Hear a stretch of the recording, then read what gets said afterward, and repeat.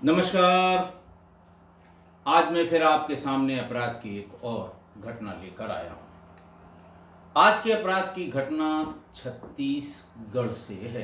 छत्तीसगढ़ की राजधानी रायपुर से। हुआ कुछ यूं कि 6 जुलाई 2024 दिन शनिवार शहर के थाने सरस्वती नगर पर सूरजपुर के बीजेपी जिलाध्यक्ष बाबूलाल गोयल का परिवार थाने पर पहुंचा। थाने पर उन्होंने ये बताया कि उनकी बाबूलाल गोयल की भतीजी 26 साल की वाणी गोयल घर से अपने दोस्तों के साथ लंच करने के लिए निकली थी। दिन में 11 बजे वाणी गोयल की उसकी माँ से बातचीत हुई थी और उसकी अपनी माँ को उसने ये बताया था कि वो लंच करने जा रही है। जब करीब 4 बज गए और माँ ने ये जानने की कोशिश की कि लंच के बाद वो फ्री हुई कि नहीं हुई, तो मोबाइल फोन स्विच ऑफ हो गया।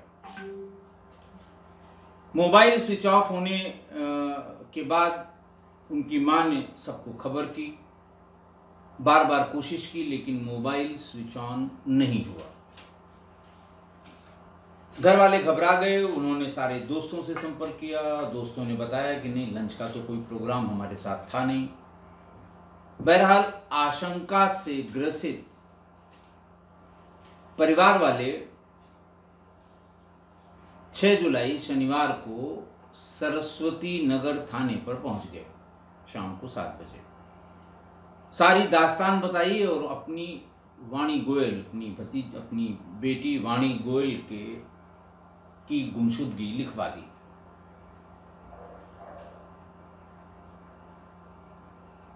और पुलिस को उसकी लोकेशन तलाश करने के लिए कहा गया। पुलिस ने उसके नंबर को जब ट्रैक कराया तो वाणी का नंबर उसकी अंतिम लोकेशन बेबीलोन के आसपास दिखाई पड़ी, बेबीलोन होटल के। इसके बाद पुलिस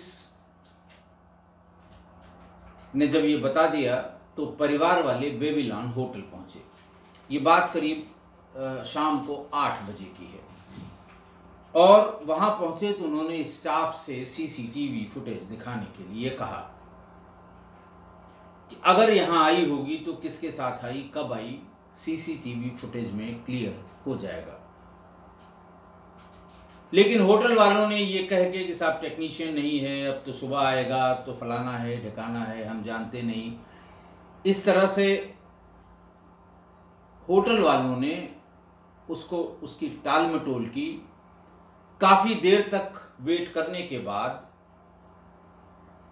जब सीसीटीवी नहीं देख पाया और रजिस्टर भी नहीं दिखाया, उन्होंने कहा साहब रजिस्टर तो मैनेजर के पास है और मैनेजर साहब चले गए हैं, अब वो सुबह आएंगे तब ये लॉकर में से रजिस्टर निकलेगा। इस तरह की बातें उन लोगों ने बताई, जिससे बहुत व्यथित होकर वाणी गोयल के परिजन घर वापस चले गए। फिर अगले दिन वो करीब 10 बजे के आसपास फिर होटल पहुंचे कि भाई सवेरे हो गया, मतलब दिन हो गया है, अब उसका टेक्नीशियन आ गया होगा और उसके मैनेजर आ गए होंगे, अब शायद पता लग जाए। लेकिन इस बार वो पुलिस को साथ लेके गए। उन्होंने कहा साहब रात में हम लोगों ने बड़ी कोशिश की, लेकिन न उन्होंने सीसीटीवी फुटेज दिखाए, न रजिस्टर दिखाया। बहरहाल पुलिस की मौजूदगी में जब पुलिस पहुंची, उसने दिखाने के लिए कहा तो सबसे पहले रजिस्टर देखा गया। रजिस्टर में वाणी गोयल के नाम से एंट्री थी, उसके सिग्नेचर थे, उसकी हैंडराइटिंग थी और उसे कमरा नंबर 416 उसके लिए बुक हुआ था, जिसमें वो चली भी गई, ऐसा रजिस्टर से पता लग रहा था। 416 नंबर को देखा गया तो उसमें बाहर ताला लगा हुआ था। फिर सीसीटीवी फुटेज दिखाने के लिए पुलिस ने जब कहा तो सीसीटीवी फुटेज भी देखा गया। सीसीटीवी फुटेज में बहुत साफ दिखाई दिया कि वाणी एक ओला कैब से होटल तक आई। वहां उसे रिसेप्शन पर ही एक लड़का मिला। फिर वो दोनों भीतर चले गए। लड़का रात में करीब 9 बजे के आसपास, 8:30 9 बजे के आसपास बाहर निकलता हुआ दिखाई दिया। यानी वो समय था जब इसके परिवार वाले सीसीटीवी और रजिस्टर देखने की जिद कर रहे थे। लगभग उसी समय में वो लड़का बाहर निकल गया। इस बात पर पुलिस ने भी नाराजगी व्यक्त की और परिजनों ने बहुत हंगामा काटा कि हमें जो काम कल शाम को हमें, अच्छा, फिर जब 416 उसमें भी लड़के के साथ दिखाया गया तो डुप्लीकेट चाबी से 416 नंबर का कमरा खोला गया। कमरे पर वाणी गोयल की लाश भीतर जमीन पर पड़ी हुई थी। आसपास खून बिखरा हुआ था। संघर्ष के निशान भी जमीन पर खून पड़ा हुआ था, तो खून में फिसलने, उसमें संघर्ष करने के निशान भी, बिस्तर पर संघर्ष करने के निशान दिखाई दिए। लड़के को घर वालों ने फौरन पहचान लिया कि ये लड़का कौन है और कहां का है। ये लड़का विशाल कुमार गर्ग था। पुलिस ने विशाल कुमार गर्ग की तलाश शुरू की। तभी ये पता लगा कि रायपुर के WRS के पास पटरी पर एक लड़के का शव, जिसका सर और धड़ अलग अलग हो गया है, वो पड़ा हुआ मिला है। पुलिस भाग कर गई और पहचान हो गई कि ये विशाल कुमार गर्ग है, जो सीसीटीवी में वाणी गोयल के साथ होटल के अंदर जाते समय देखा गया था। खैर, बहुत नाराज हुए घर वाले वाणी गोयल के कि अगर शाम को 7 बजे जब हम लोग सीसीटीवी और रजिस्टर मांग रहे थे, अगर तभी पता लग गया होता, हो सकता है उस समय वो इंजर्ड हालत में रहती, और इंजर्ड रहती हम उसका इलाज करा लेते, उसकी जान बच जाती। लेकिन 14 घंटे बाद रजिस्टर और सीसीटीवी फुटेज दिखाई गई, जिसके कारण हमारी बेटी की जान चली गई। अब जो ये नई सूचना आई कि वो लड़का जो उसके साथ होटल में के भीतर जा रहा था, वो भी संभवतः सीधा सीधा ट्रेन की पटरी पर गर्दन को अपने पटरी पर रखकर लेट गया। ट्रेन आई और सिर अलग धड़ अलग। अब हुआ क्या था वहां पर, ये बताने वाला कोई नहीं है, न लड़का है न लड़की है। बस सीसीटीवी फुटेज से इतना लग रहा है कि शाम को करीब 8 बजे के आसपास वो बहुत झुंझलाया हुआ, या यूं कहें गुस्से में, बाहर निकला और सीधे चला गया। चूंकि रूम वाणी गोयल के नाम बुक था, इसलिए उसकी लाइबिलिटी नहीं थी कि जाते समय वो होटल का किराया या जो कुछ भी खाना पीना खाया है उसका पैसा जमा करे। और ऐसा लगता है, उसकी भी जब पोस्टमार्टम रिपोर्ट आई तो उसके देखने से ऐसा लगता है कि वो वहाँ से जाने के बाद सीधे वो WRS के पास पटरी पर लेट गया होगा, और आधे पौन घंटे बाद, 1 घंटे बाद ट्रेन आई होगी और सिर उसका धड़ से अलग हो गया। कयास पुलिस ने भी अपना दोनों की बैकग्राउंड जान के कयास लगाने शुरू किए। 26 साल की वाणी गोयल मूल रूप से अंबिकापुर की रहने वाली थी। वह सूरजपुर के भाजपा अध्यक्ष बाबूलाल गोयल की भतीजी थी और विशाल कुमार गर्ग बेरोजगार था और उसकी 4 बहनें और 2 भाई थे और वो भी अंबिकापुर का ही रहने वाला था। बताया ये जा रहा है फिर जब दोनों परिवार आए, इकट्ठा हुए, बातचीत हुई, तो ये पता लगा कि वाणी और विशाल में प्रेम प्रसंग पुराना था, लेकिन विशाल की हरकतें खराब थी। एक आध बार वाणी ने घर में विशाल का जिक्र किया था। घर वालों ने पता लगाया तो बड़ी अजीब व गरीब हरकतें थी उसकी।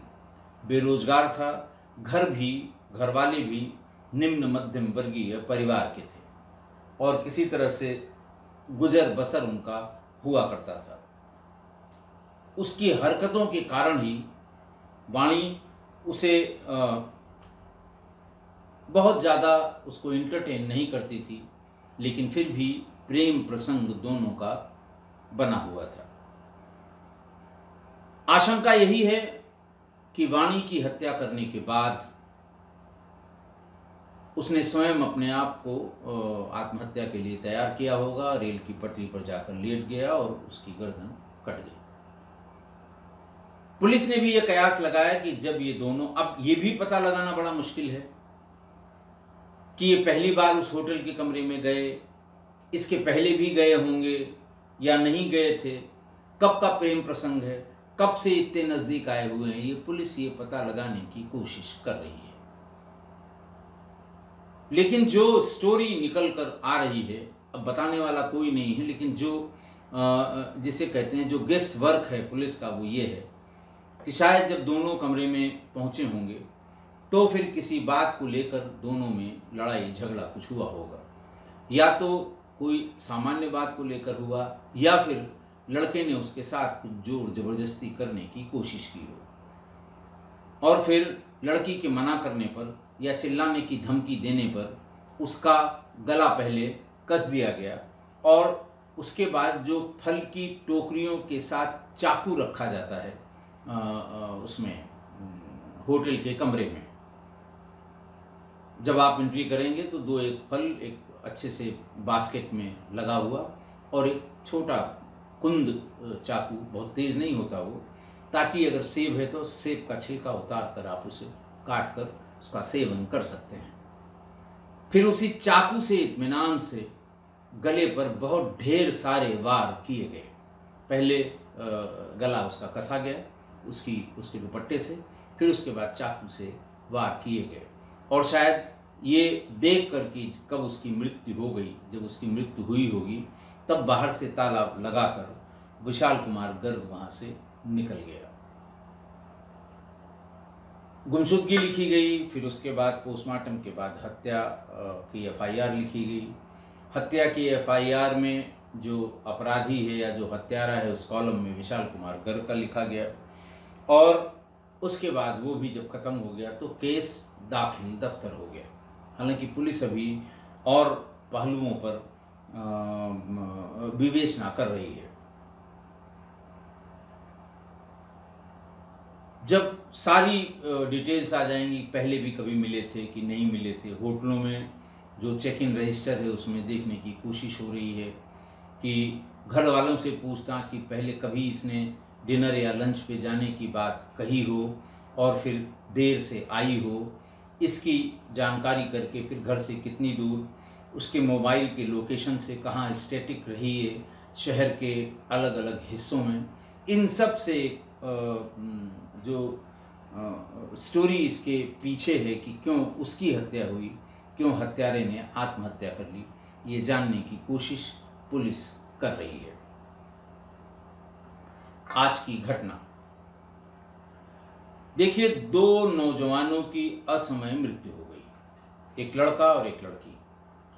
बड़ी दुनिया देखनी थी उनको और दोनों का प्रेम प्रसंग था। ये भी सीडीआर से भी और घर वालों की जानकारी से भी ये पता लग गया कि दोनों में प्रेम प्रसंग चल रहा था।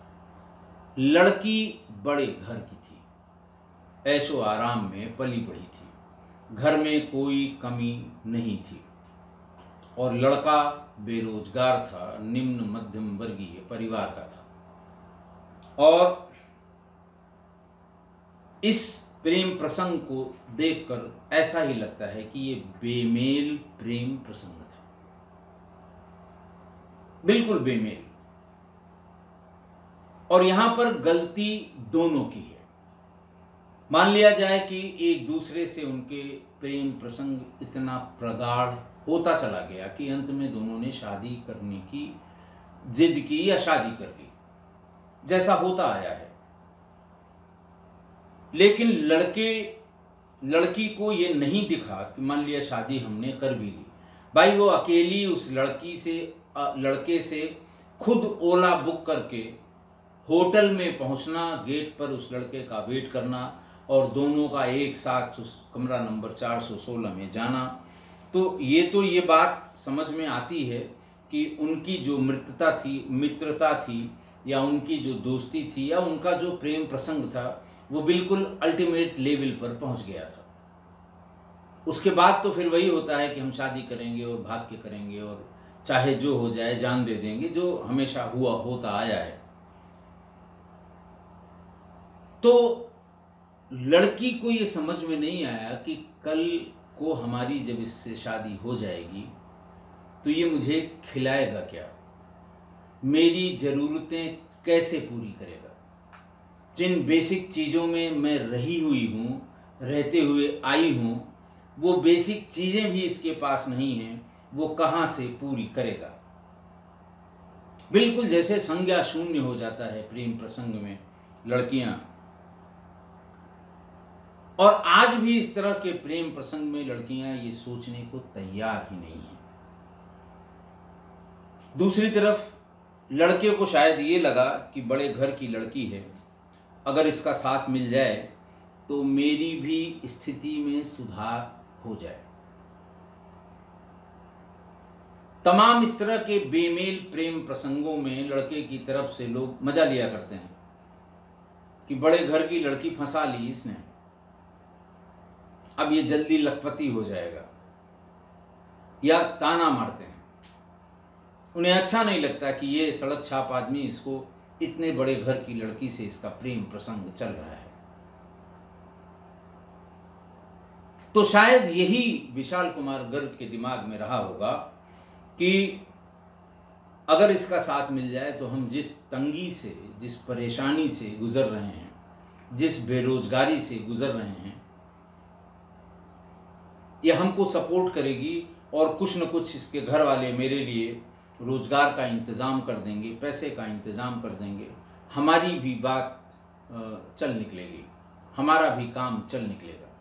लेकिन ऐसी स्थिति में ये प्यार या प्रेम कतई हो ही नहीं सकता।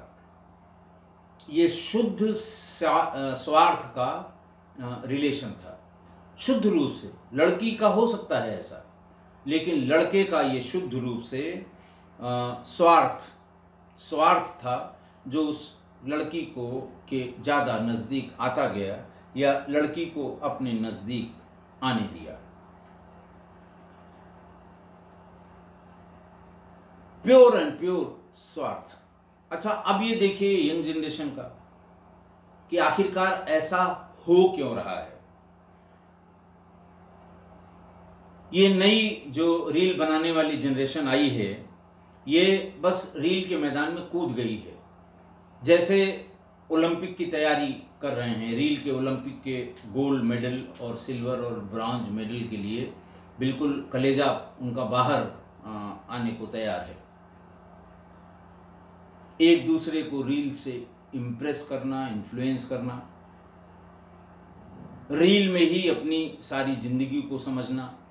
आपको पता है कि इस साल रिकॉर्ड 95 लोग रील बनाने के, लोग क्या मतलब यंगस्टर्स, 18 से 20-21 साल की उम्र के लड़के लड़कियां दोनों रील बनाने के चक्कर में इनकी जानें गई हैं।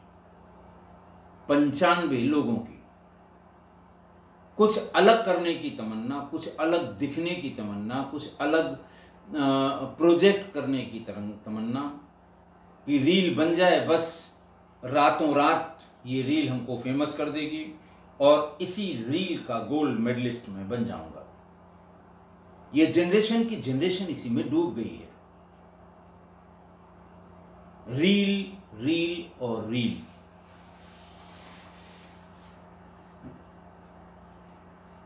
मैंने बताया आपको कि 95 लोगों की जान, 95 बच्चों की जान केवल रील बनाने के चक्कर में चली गई है।